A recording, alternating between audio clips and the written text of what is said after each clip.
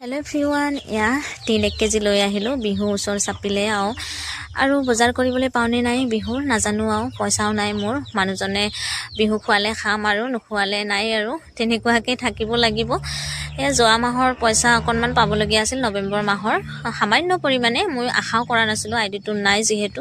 মোক বান্ধৱী এজনীয়ে চিয়ৰ দিছিলে যে পাবাই বুলি। তাইৰ কথা মতে মই আশাতে ৰৈ আছিলোঁ। দুখীয়া মানুহ যিহেতু, পইচাটো পালে কিবা এটা নহয় কিবা এটা কৰিব পাৰোঁ নহয় জানো। সেয়া কলেজাটোৰ জোতা এযোৰ আনিলোঁ আৰু লগতে 2টা পেণ্ট আনিলোঁ, গৰম পেণ্ট। মানুহজনৰ সহায় নোলোৱা আকৌ মই ল'ৰাজনক পঢ়ায়ো আছিলোঁ জানোনে। হেল্ল' এভৰিৱান, এয়া 3 কেজি লৈ আহিলোঁ। বিহু ওচৰ চাপিলে আৰু বজাৰ কৰিবলৈ পাওঁনে নাই বিহুৰ নাজানো পইচাও নাই মোৰ। মানুহজনে বিহু খোৱালে খাম আৰু নোখোৱালে নাই আৰু তেনেকুৱাকৈ থাকিব লাগিব। যোৱা মাহৰ পইচা অকণমান পাবলগীয়া আছিল, নৱেম্বৰ মাহৰ সামান্য পৰিমাণে। মই আশাও কৰা নাছিলোঁ, আইডিটো নাই যিহেতু।